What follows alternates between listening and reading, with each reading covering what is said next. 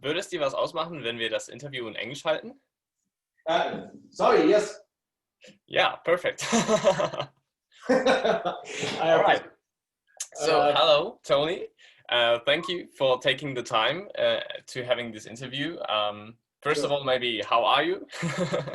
Uh, I'm really fine. That's good. That's all right. So thank you very much for taking the time and to answer some question and tell us a little bit about you, who you are, what you do, and even more. So maybe I guess technology is working well. So I guess we just start. Um, so please, could you tell us, because this video will be viewed later on, please introduce yourself. Tell us something about you, who you are, where are you from, maybe where are you right now, and what do you do? What is your profession? Okay, I start with the end of your question. My profession is guitar maker, a luthier, and I'm doing that job since about 44 years now. And my place of residence is in Germany. It's about 75 kilometers west of Frankfurt Main. And it's a small town, it's a small village here with 2,000 inhabitants. And yes, I'm sitting here in my house, and in the lower floor of my house there is my workshop, and you see now here my castle where I am every day from the morning to the evening. That looks great. Thank you. So you already said that you're a luthier. And you already also said when you started to become a luthier. But how was your development? And when did you start working with guitars? Yes, it was a funny story.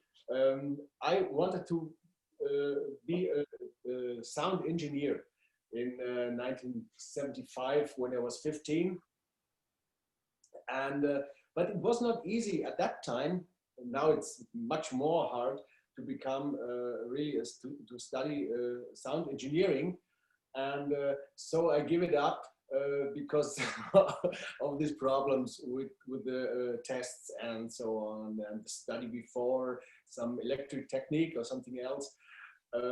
So I asked the conductor of my youth orchestra when he's going next time to the factory of Hopf.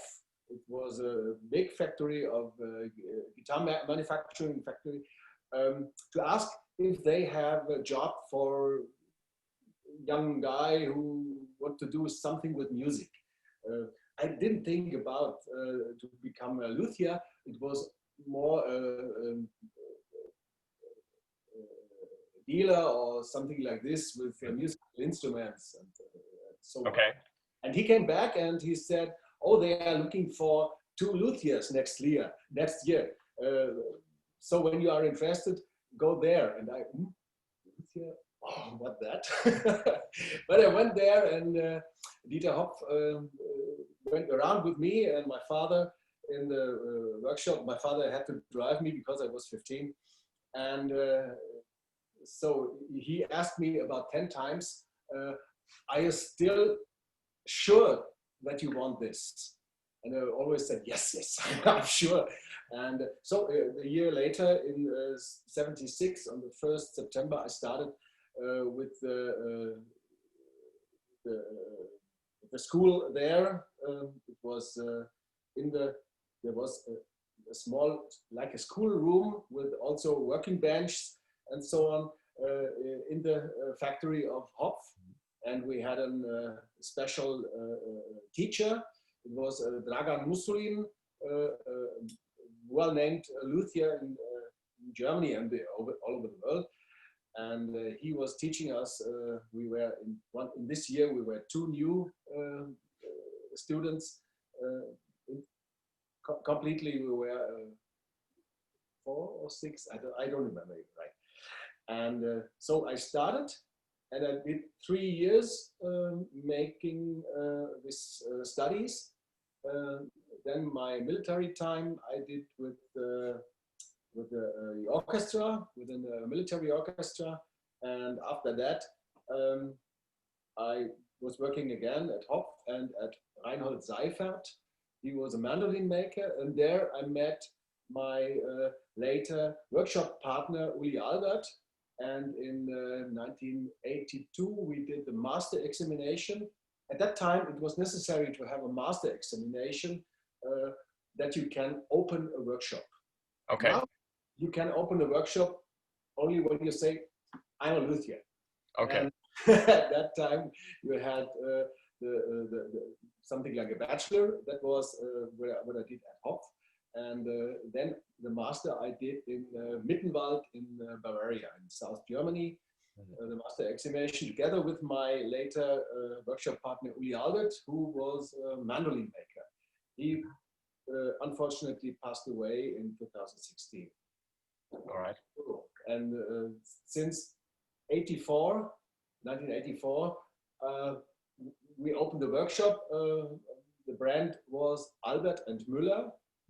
And we did many different things like mandolins, classical guitars, steel string guitars, balalaikas, ukulele, and all this stuff. Everything, electric guitars, electric basses, everything what is sellable. And we had to look what the people want from us. So, okay. And later in '88, I focused on the classical guitar. Okay, all right. So in your training, in your education, was it guitars from the beginning, or did you start with another instrument? You mentioned that the job you was getting into was announced by the orchestra. So did you also build like violins and stringed instruments? No, never. I only our profession is plucking instrument maker. Okay. Not with a bow, only plucking with your hand and plectrum or something like this. I did some experiences in my studies with electric guitars, also with Baroque guitars, and this stuff. And when we started our workshop, we tried to find the right way. But the focus for me was from the first time, and this was also the most what I learned in the studies, the classical guitar. Later, when the job as a classical guitar maker, the job to sell classical guitars was even harder from the beginning of the 90s. I made some more steel string guitars, but always guitars. And then in '94, I focused back again to the classical guitar. This was my highest aim, to become a good classical guitar maker. All right. Well, I guess that proved. So, so was there a key moment, a key reason when you said, okay, I want to become a luthier right now? So you started by this job announcement, but was there some point where you said, okay, I tried that out. I didn't know what luthier means, what that is, but now I want to become that. Now I discovered my passion for building guitars. Was there some point in time? Sure. From the beginning, it was just difficult because the aim to make a wonderful guitar, it was from the first day. But the tools and the handcrafting, it was very strange for me. I was not a good craftsman. So, but Daran Mussolini learned me really a lot to manage all the tools and also to sharpen them. This is the most important, that you work with sharp knives and with sharp tools. Then you can control better. Yes, that was what I learned there. And the Hopf factory was a big factory, and most of the students, most of the time me, had to go to the big production, to the factory, and work together with the workers. and not to stay in the classroom for learned by the teacher. And so I was very, very angry about this because I wanted to learn, and he took me away always to the production. Yes, and at that time, my decision was to become a really good luthier. If they do me in the production, or if they do me there, I have to. I started to get a fire in myself to become a luthier, a really good luthier. Okay. This was the start, and second time it was also maybe 3 times. The second time, the beginning of establishing an own workshop. It's just difficult because you have no name. There is no confidence from anybody. you have to convince the people that you can make, and also at the beginning you don't have any experiences. The experiences are growing. Yes, I can do a tool, and but the most things I was learning by doing, then by development. And the development, the most important for me was in the development to talk to musicians, okay, to guitarists, to ask what they want, to watch how they play. And these things that brought me further. Yes, and that was also the next fire, what came, to hear the great music from the musicians, and then to ask them, or to watch and to combine what I have to do for them. Yes, and then in my career, or how to call it, in 2006, I make a big jump. 2006, I had something like a breakdown. I wanted to throw everything away and to look for a new job, because I thought that my development had found an end. Until that time, I did really traditional guitars with solid tops made in the Spanish way. And there was an end of a development, and I didn't know what I have to do more to become more better, to become more, the guitars become more higher projection and so on. And so I was short before to stop my work. But then I had a speech with a colleague, and he gave me more trust in myself, and I figured out together with him this double top guitar. You will maybe we can talk a bit later on this theme. And this was the third fire to start this. So it was a very long answer. Sorry for that. Oh, no problem. That's all right. So all this development, I guess, led to you becoming a big name in the guitarist world now. So you started from zero, and now you're known worldwide. So I think that you have made a lot of experience, and this development took you a lot of years. So could you tell us maybe what is special for your guitars in today's day? So what distinguishes them from other guitars maybe? From the first time when I was making guitars, the most important for me, that was what I watched very, very fast. The sound of a guitar is really unique, because you have to touch the string with your finger. You are directly at the instrument, and you can steer this all with your fingers, not like a piano with a hammer, a violin with a bow, and so you use your fingers, your nails. Yes? And this is a really, really big advantage. And you can make with the guitar a very, very sweet, a very deep sound. And this was the most important aim, to become a luthier who is able to make guitars with a lovely, with a sweet, with a nice sound, but also becoming more projection. And this is so I was fighting and struggling with this, but all over the instruments, this was very important to stay with the voice of the guitar, with the sound of a traditional guitar. And this is now, I think, with these double top guitars, I can explain a bit about this later, about these double top guitars, what I do since 2006.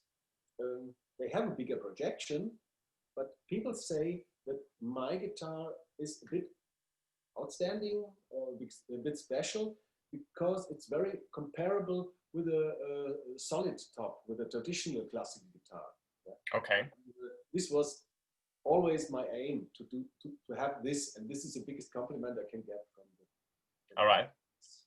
So your guitars are like a solid top, but louder in the sound projection because of the double top. So it's a very specific characteristic, I guess. Yeah, this is what the guitarists say. They are able to make chamber music. Also, they can do a bigger audience, like maybe 800 people without any amplifying and so on. Sometimes they are very surprised. And this is also what they say. Most say that my guitar sounds in all corners of the room the same way. Okay. Yes, and this is a big advantage what I have. I really don't really know exact why, but it is. So I have some ideas why, but. I mean, it's fine that it works out perfectly. So I think that's the most important thing here. I know that your son is also building guitars. He's kind of following your tradition. But my question is, does he do guitars exactly the same way as you do? Or does he does he build the guitars in a different way? Has he developed your tradition even further? When he asked me if he can be taught by me in guitar making, we made something like something like a contract, not written, but some rules what we had. He had the rule, what will be when I'm working with you, you always be the father, you always be the boss. How can I develop? And I said, my plan is that you start working, not yet tapping my footsteps. You will get taught like you were a foreign guy, not my son, not my follower. And so we started. At first, he did 2 simple guitars made from maple body and a spruce top, and he did it without any machines, only with tools. Mm-hmm. Yes, no machine, everything by hand. And this was the first what I learned, and this I think is a very, very good training to get near to the tools. Yes. Yeah. So he started, and then he started to make classical guitars in the Spanish way of building, and he made some of his tools by himself. Mm-hmm. And I showed him this, but always until now, always traditional guitars. Sorry, not the double top thing, really traditional. Also, like I learned it during my way of building in the Spanish way, mm-hmm. And or similar to the Spanish building. Similar to the Spanish building, I mean with the Spanish building, that what Torres did, what we know about his guitars. Torres was our hero. He's our Antonius Mu. And he did in the mid of the 19th century. He did a revolution with the guitar with his new model, and this was brought then to Madrid. We call it the Madrid School, and I had a good teacher in that way. He knew very good the guitar makers from Granada, and the Grenadian guitar makers did or do now still work in the style of the Madrid School. Madrid School was, for example, Manuel Ramirez, Santos Hernandez, Domingo Esteso, Simplicio, and this very famous guitars from the beginning of the 20th century. And this was what I want to teach him. And so he made for the examination what he had in July this year in July. He made a copy, something like a copy from a guitar from Juan Gomez Ramirez, who also came from this Madrid school, immigrated then to Paris, and La Goya and Ida Presti played instruments from Juan Gomez Ramirez. He was also a very well-known guitar maker. And it's a smaller guitar, and it's a very sweet, very nice guitar. And I think this is also the thing, this is his fire, where he said it must sound really well. So I hope he will develop in this way. Yeah, that's cool. That's fine. So we already talked a little bit about this crafting process and how a guitar is constructed. So maybe first of all, the question, how long does it take to build a guitar from zero to the final product? When I will start with Felix, for his guitar, what he made for the examination, he had 100 hours practicing time. Yes, without any gluing time, without sleeping and so on, only practicing this 100 hours. And this is a good time window, what he had. My guitars now need about around 120 hours for one guitar, but you can count it not exact. Sometimes the wood is a bit different and you have to do more things. Sometimes it's 130, but I doesn't count the hours. I only see sometimes on the calendar, okay, oh yes, it's so late now. I worked for about 8 weeks instead of 6 weeks on 2 guitars. Yes, yeah. But you can't say exact, but normally 120 hours. Okay, all right. So you also mentioned some kind of wood, so spruce tops or cedar tops. Cedar tops are very famous for the Spanish tradition. So what types of woods do you use? Is it mostly cedar, or are there some changes in the tradition that you kind of discovered that some woods work even better? So I can say most of my guitars, maybe more than, I think 80% are made with cedar top.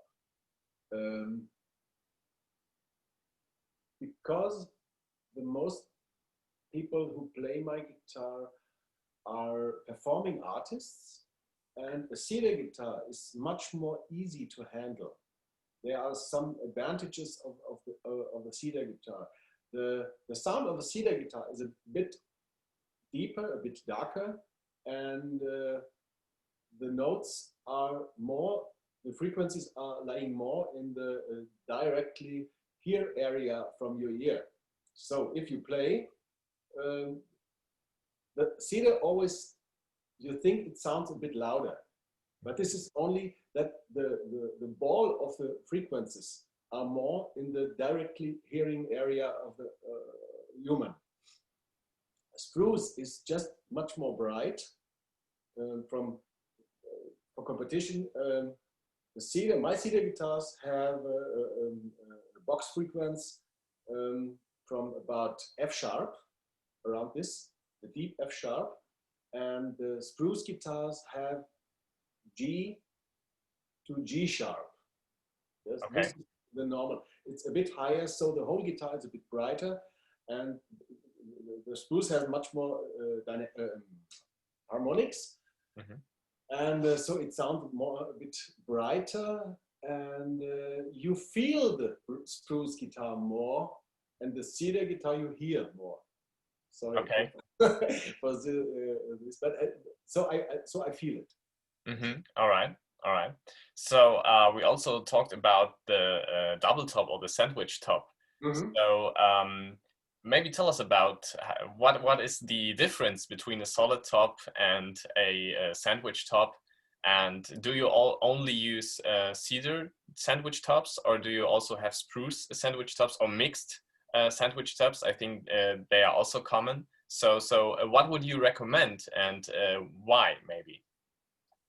Oh, very long question. I start with the end. Okay. I never did a sandwich top with cedar and spruce. Some of the colleagues do it in the outside spruce and the inside cedar. I had experiences with this many years ago.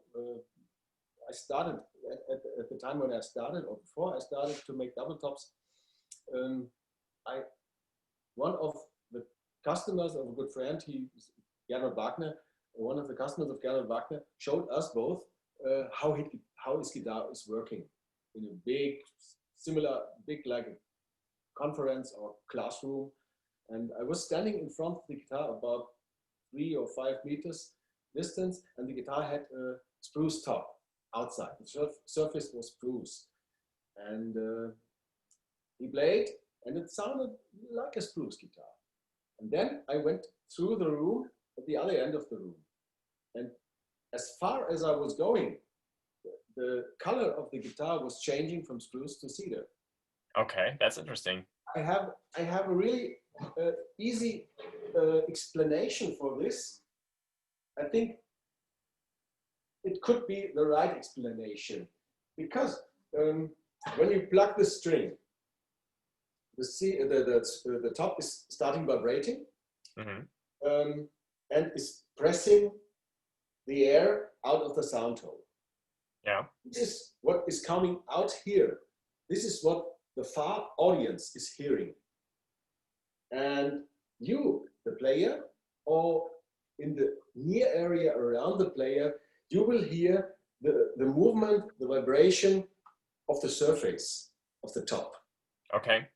Like a loudspeaker box, the near one hears the membrane of the loudspeaker, and the far audience hears the exponential or bass reflex opening, what is doing the projection more far. Yes, and so when in the inside is cedar, you will hear more the reflection of the cedar sound on the inside. Yeah. And in the near, you hear the spruce outside. So I never I never combined cedar with spruce. Second is that they have different growth, different weights, and so on. And with changing of humidity, maybe there is some problems. And I never did it. Spruce, or cedar. And the development of a double top guitar, as my experiences, is nearly the same than a normal solid made guitar. For the player, a double top guitar is, for a player who wants to reach a big audience, a double top guitar is more easy, because you can, with the same power of playing, you can reach more people. Because the output is really much higher. 2 reasons. One reason is that the top is about 25 to 30% lighter, not so heavy as a grown top. And the second thing is the cedar or the spruce equal. in the length direction. This is the direction where the strings are going. Yeah. Length direction, the elasticity, the stiffness, much more than in the square way. So the top, when you are playing, what happens? This is the normal movement, but when you are playing, you're pulling the strings, and you do something like a hunting bow. Okay, yeah. Yeah, and the bridge is doing like this. And if you play more and hard, the bridge starts to make this, and then nothing is coming out there. And these braces inside, or what my colleagues mostly use, this Nomex material inside, this makes the top much more even. Even and stiff, light, even and stiff. So the movement, this movement, you can play very hard and the movement stays. Makes not like this. Yes. And also you do with the same force, you can 30% more because of the lighter top. Yes. Okay. Was it all what I had to answer, or was this? Well, I guess that is a lot of insight into how the top works when you play the guitar. Yes. And why the woods work out differently. So cedar and spruce are vibrating differently to each other. So you also mentioned the bracing just now, and you also said that you're building in the tradition of the Spanish school. So what I know from Torres, who you mentioned, is that he's famous for this fan bracing, which has the 7 fans inside the guitar. But nowadays I heard that there's also this popular lattice bracing, which is kind of putting fans across. So what kind of bracing system do you use and why? I, until 2008 maybe, I used the time before, until 2008, maybe 10 or more years before I started, only using the 7 fan braces like Torres or similar to Torres. Yeah. And, then I changed into a bracing system. What is, I think it's more effective. How long do we have time? Have I time 3 minutes for explaining a bit? Well, so I think we have about half an hour, 40 minutes. So yeah. It's not too long. Torres did it with his 7 fan struts. Yeah. Hermann Hauser the first, he changed it a bit because he did a small flat plate under the bridge from the inside between the top and the fan braces. So he stabilized this area of the bridge from the inside. So yes. The movement was more even. Not only the bridge on the outside was very hard, inside also this brace gave a support there. And this movement stays more if you can play more hard. Yes? Okay. Then in the late 40s, beginning of the 50s, Robert Boucher, he did with his guitars, not this plate like Hauser did, he changed it with his guitars into a brace. Okay.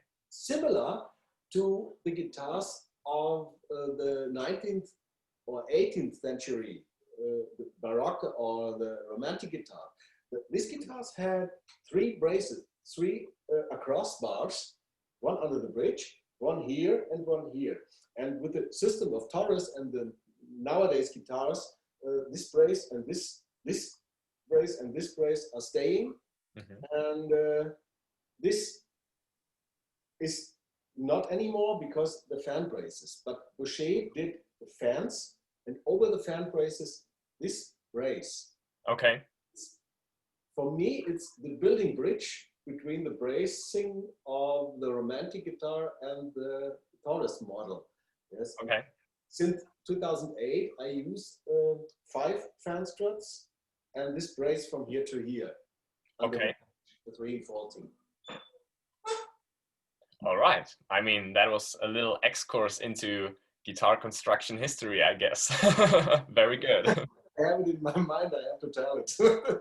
Yeah, So, I mean, it's very interesting for me as a guitar player, and I guess for the other viewers as well, to have some insight into how the guitar is constructed, because usually you just play the guitar, but you don't have the knowledge of how the details really work. okay. So as a guitar player, maybe when I have a guitar already, what are your tips how to maintain a guitar? So should I clean it every time I play it, or how often should I do it? And do you recommend some specific cleaning supplies or specific oils, or is there any good way or simple way maybe even to clean a guitar and maintain it? First of all, the most where you touch the guitar is here, the fingerboard. Yeah. The fingerboard is the only area on the guitar what is not lacquered. There is no varnish. It's pure wood. From the guitar maker, when you get the guitar, or from the shop, when you get the guitar, there's only a bit oil on this. That the humidity cannot come into the wood and change the circumstances of the wood. Yeah. So the best what you can do with every changing of the strings, or every second changing of the strings, put the strings all away or to side, and with a small cloth to clean it a bit and oil it again. Mm-hmm. That there is not too much, not that there is a film of oil on it, only that they're glossing a bit, and then after 2-3 minutes, put it oil with the cloth away. Okay. Most important. And most of the time, you with the shellac, you have the problem here, here, and here. Yes. Yeah. With the shellac instrument, there you have to take attention when it's getting darker here, or when you see that the lacquer is going away. Go to the luthier, make him happy, say, please help me, please make a new polish on it. Because if you do it not, and you go down then to the luthier, he's, oh my God, how to manage this? It's becoming more a problem if you leave this. Yes. Okay. That's getting that the lacquer is away here on the rim. Go to the luthier, let him make the polish over. Normally it's not too expensive because he only needs 1 or 2 hours to refinish it. Mm-hmm. It's not a whole complete polish, it's not only a refinishing. Yes. And what you can do by yourself with the lacquer is only to use a soft cloth, sheet of cloth or wool or something soft, and put the fingertips or the sweat, if you have any sweat, put it away. Mm. My experience is not to use any polish, because for the lacquers of a guitar, of a handmade guitar, most of the polish are much too sharp. Mm-hmm. And you can damage the guitar with this. Only use a cloth, a soft cloth. If there is something what you cannot make away, make it a bit wet with water, a bit, and dry it again. Mm. This is the most effective for all. These polishes are mostly made for industrial lacquers. So if you have a guitar from a bigger factory, the lacquer is more resistant, mm-hmm. More hard. You will see it. You will see that. You will see the surface of the lacquer, and when you touch it, you can feel it's much more hard. Yes. Mm. Then you can use a polish if you like, but it's not necessary. Okay. That is my. So for your guitars, you're also using shellac as a varnish or as a finish, right? On the top, yes. Yeah. Sides, back, and neck, I use nitrocellulose. It's also it's not an organic lac. It's also a very old industrial lacquer. Like it was in the 50s and 60s of the last century, over last century. So certainly it's very resistant then. It's more resistant because the shellac is getting liquid with alcohol. Yeah. And it's a natural product. It's from this small, I don't know the name of the small animal who is living on trees and is doing there this things there, and you make liquid it with alcohol. Yeah. And the shellac does not like too hot. So if you have more than maybe 40 degrees, it changes and it is getting soft again. Also, it doesn't like rubbering because it's going away.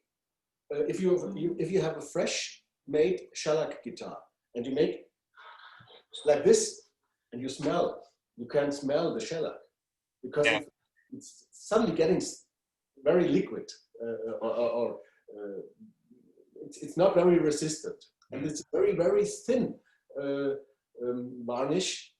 The cellulose lacquer is much more resistible to heat, or not heat, warm, and also the rubbering. It's not too much sensitive like the shellac.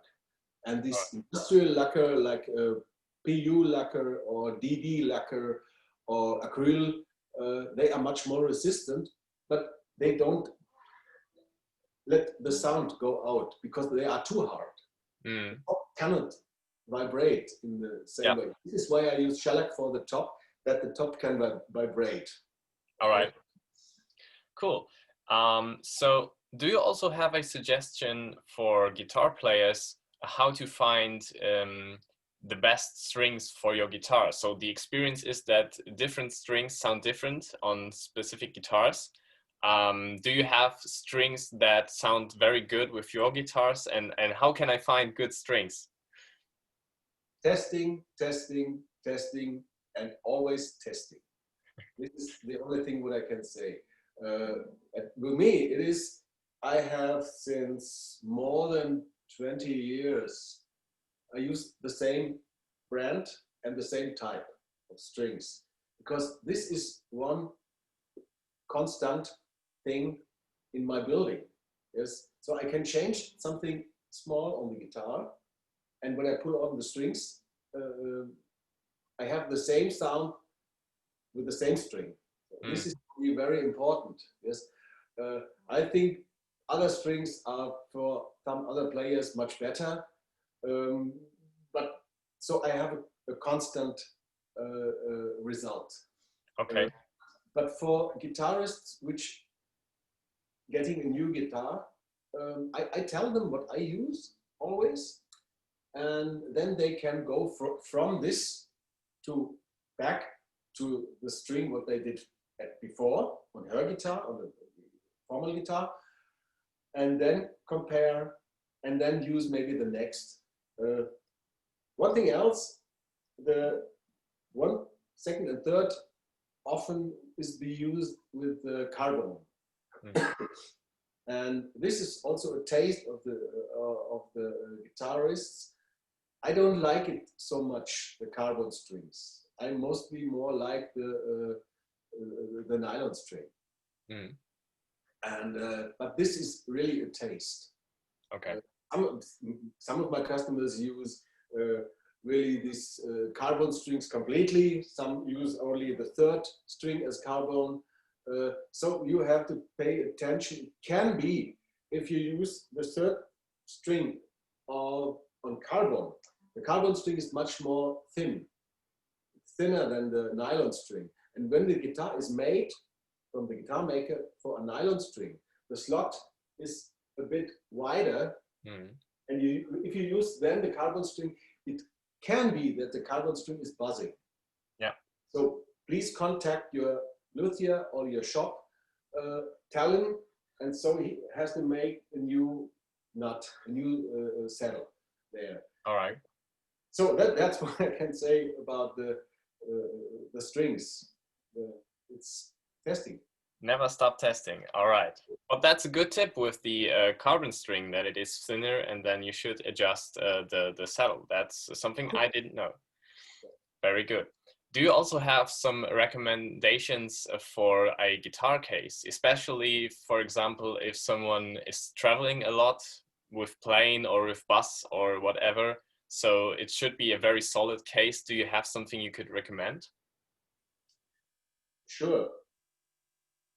Or what should I pay attention to when I'm looking for a guitar case? Use a case, not a gig bag, and things like this. A solid case. The problem is if you are traveling by bicycle or by bus or by car, it's not a problem to take a very stiff case with you. This is the best solution. A hard shell case made from carbon or from plastic materials and so on. That's perfect. But if you travel with an airplane, whenever traveling is allowed again, when you travel with the airplane, most of the companies doesn't let you with your guitar inside of the personal area. So now many of these carbon case factories make a cover over the carbon from cloth or from neoprene or something like this, and then this looks like a gig bag. Mm-hmm. Yes, this is one thing what I can recommend to use this. It makes the staff from the company a bit more open, that you can take it into the airplane. Yes. Okay. If you have it with the backpacker there, and you do not like high here, a bit lower, and only see, it have to be small, handy, and soft for the airplane. Yes. And the best solution is, I think, is a carbon case.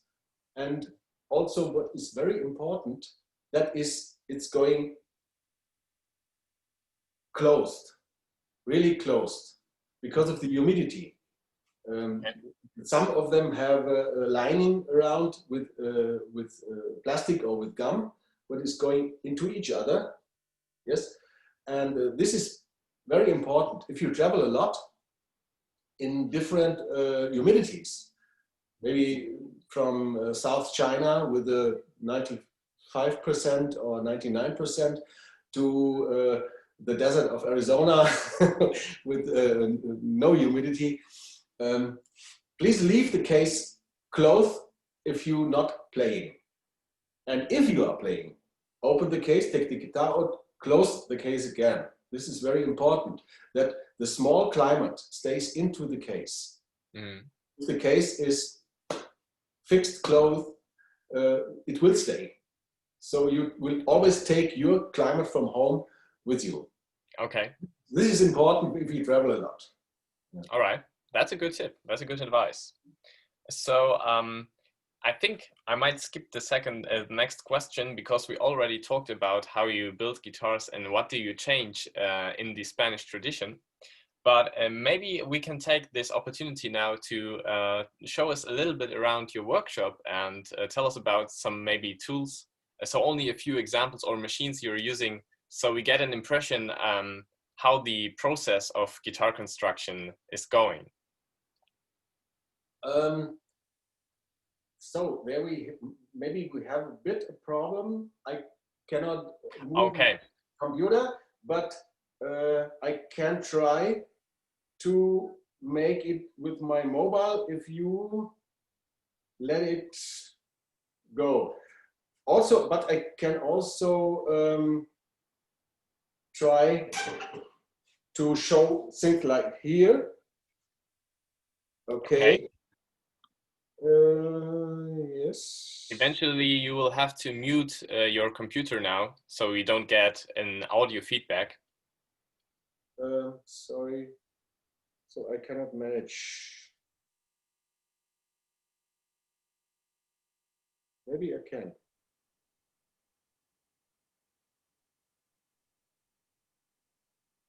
Yes. So I can start here. You see my toolboard. I use the things what a handcrafting man is using, from saws, different saws with different weight of the plate. This is 0.7, this is 0.3, this is 0.4 for the slot. This is 0.5, 0.6 to make a far or a narrow slot. Yeah. This is a rasp, a very rigid form of a file. This metal tools are always made by hand. This is not an industrial. This is not an industrial form of this. So, okay. Well,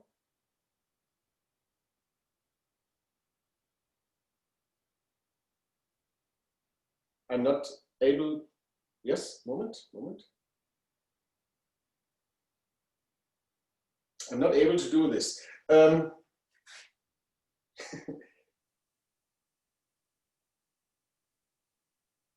Now. Am I here? Yes, we can see you. Okay, yes. So from the working board, here I start with new guitars. I think you have to turn the camera around, because we are now seeing you, but not. No, I mean to the other side. Yeah, exactly. This. Okay. Yes, perfect. So here I start new guitars again. This is a bag with Brazilian rosewood. This is a spruce top. This is the Indian rosewood back and the cedar top. This is the next and the next, and these are the next guitars of what I'm doing now. Okay. At the moment, I always have to make guitars for people who are in my area, because people from far away could not come to take their guitars. Yeah, sure. This is the box where I have my materials. The last here is Indian rosewood, also Indian rosewood, cedar tops, Brazilian rosewood, spruce tops. Here are some prepared necks, like this. All right.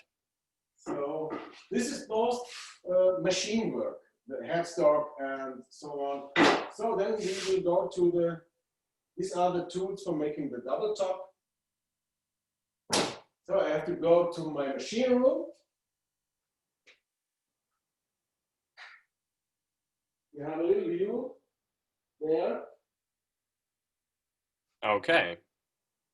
And then we can go, these are real machines like in a carpenter workshop, but smaller.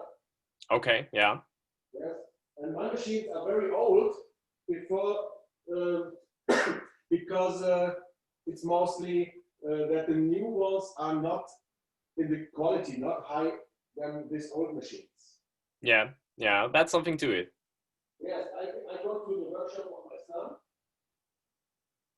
I don't think you have turned on the microphone on your phone, so we can hear you very badly right now.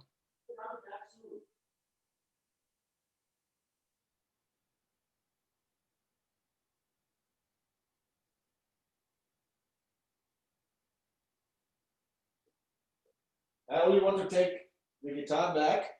This here is a guitar from my son. This is the copy from Julian Gomez Ramirez. Yes, this is what he did.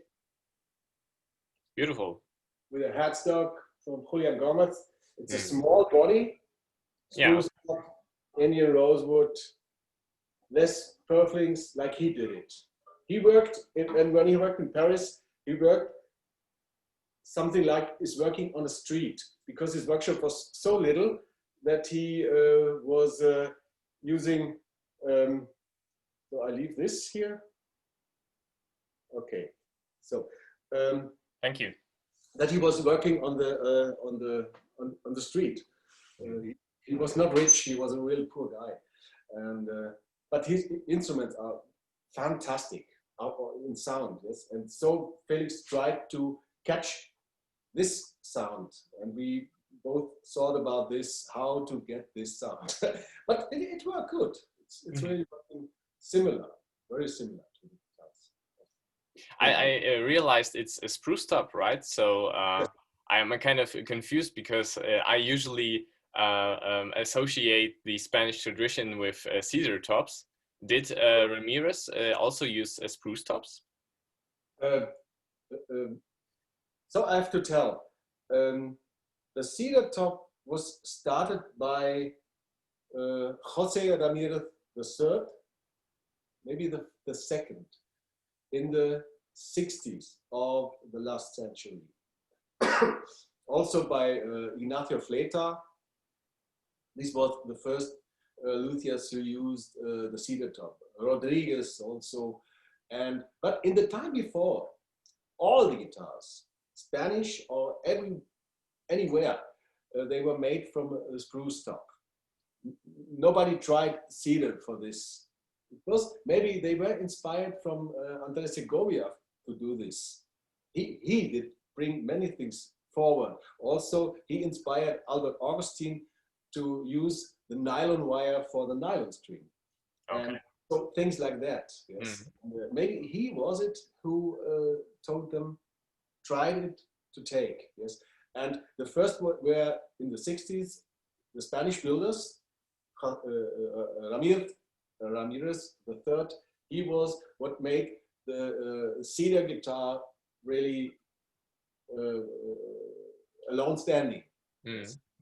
But the time before, in the golden area, in the Madrid school, all these guitars were made from spruce. But you can think that it would be a cedar because the spruce, if it's going with the UV shining, it's going dark. Oh, similar. It's looking similar to a cedar. That's interesting.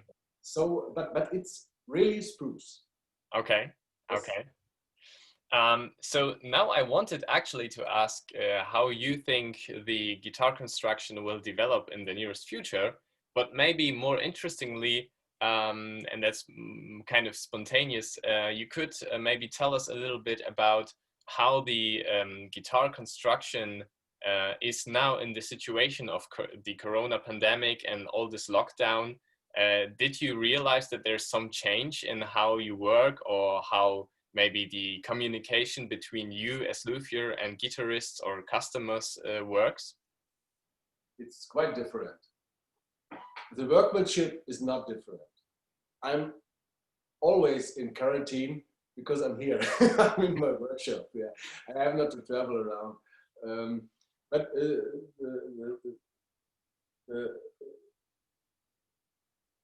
the dialogue changed a lot. Less people are coming here. Things like this Zoom session is now much more interesting than it was before. I had a Zoom session 3 days ago with Professor Tom Patterson in Arizona, the Bolton Music School. And they were also, we had a dialogue invited where also Thomas Kirchhoff with Dale Kavanagh, David Russell with Maria Jesus, and we are talking together, and it has an advantage a big, but also a big disadvantage. We cannot meet, we cannot give hugs, but we can see each other if they are in Arizona, if they are in Spain, if they are in Poland, if they are in Germany, anywhere, we can switch on. Yeah. This is the big advantage of this, that the communication is better. It was maybe 100 years ago when the telephone was coming, people could join together. And this is the thing what I hope what will stay, that the dialogue between also the dialogue between the guitar makers through WhatsApp or email or something like this. It's more easy than the years before. And hope it stays that people are will to have dialogue in the future. Mm. Do like this, and also traveling to each other and coming together. Yes, this is my hope. Mm. But surely when it comes to maybe get an impression of the guitar sound, still it is no difference to being in the workshop and, you know, taking the guitar into the hand instead of kind of seeing it played or getting some audio file to get an impression, right? When I understand the question right, I will answer like this.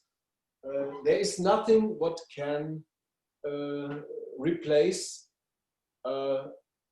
personally contact. Yeah.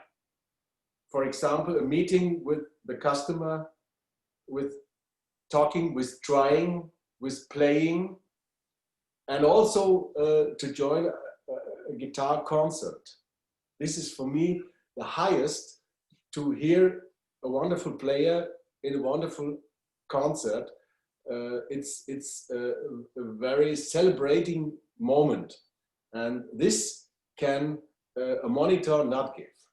This is the feeling what you have when you are sitting in a concert. This is uncomparable, and I hope this will become more and more better through this Corona COVID-19 situation. Okay. Was it the question? Was it right? Yes, it was perfectly. Maybe but because it was a spontaneous question, didn't formulate it the best way. So I still have 3 questions left, but we are kind of running a little bit out of time. But maybe you also already mentioned that you as a guitar luthier are kind of in quarantine all the time. So do you sometimes have the feeling that you as a luthier are lonely and alone and kind of shut up from the world outside? Or would you say that still luthier, being a luthier does not mean that you don't have any contact? First, I love it to be with me and to be alone. Really, I love it. When I live here upstairs in the next 2 floors, and every morning when I'm going from there to my workshop, I have a smile on my face because I go to my cave. Yes. And no, the thing is, it's easy to explain.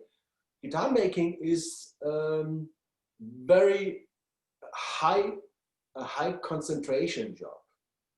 So if I make a mistake, if I make a scratch in the wood, I can throw it away, and I have to start new. And at the beginning, when I was working for myself, I was very shocked when I went in the evening when I'm coming home, and I was completely off, completely ready.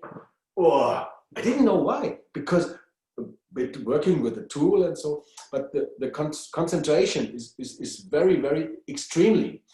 Yeah. And this is why a luthier needs calmness in his workshop. And so I love this situation. But from time to time, I need people. I need also the people who coming to my workshop. I need phone calls. I need WhatsApp. This kind of.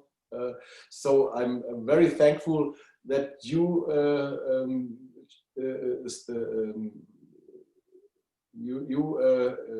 asked me to make this interview with you.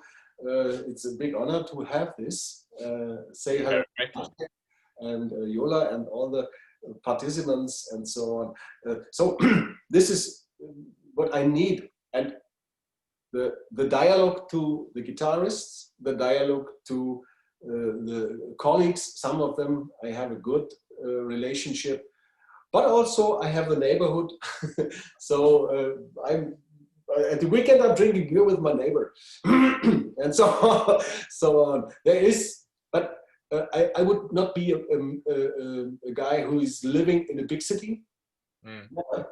The like it to be here in my small village with about 2,000 inhabitants, with only one restaurant, and this is. And I have a garden here outside. This is enough for me. Mm. I need the calmness. Also here in 50 meters, the forest is starting, and we have a big forest. Yes, so I'm often in the forest and going around in the nature. And so also I'm a beekeeper. This is my hobby, and I have here 1 kilometer far. I have four bee colonies, and so it's also in the forest where we are standing, and the rim of the forest. Yes. And so I'm more inside. I'm very nervously, so I need to come down, and this is the best area to do it. All right. I think that is a lovely ending. So, and we are also running out of time. So, Yeah, sorry. thank you very, very much for this interview. It was super interesting to hear from your opinion and to listen to you. And it was a great honor for me to interview you. So, thank you very much for taking the time. Pleasure. And I hope that the viewers will also appreciate as much as I do that this interview was given by you. So, I mean, we could go on and on, but time is short, so Yeah. please forgive us. And thank you very much, and have a nice day. And I hope that maybe next year we might even meet you in person at the festival. That would be awesome, I guess. Hopefully. Thank you so much. Yes, it was nice to talk to you, and have a nice day, and all my best. Thank you. The pleasure was all mine. Goodbye.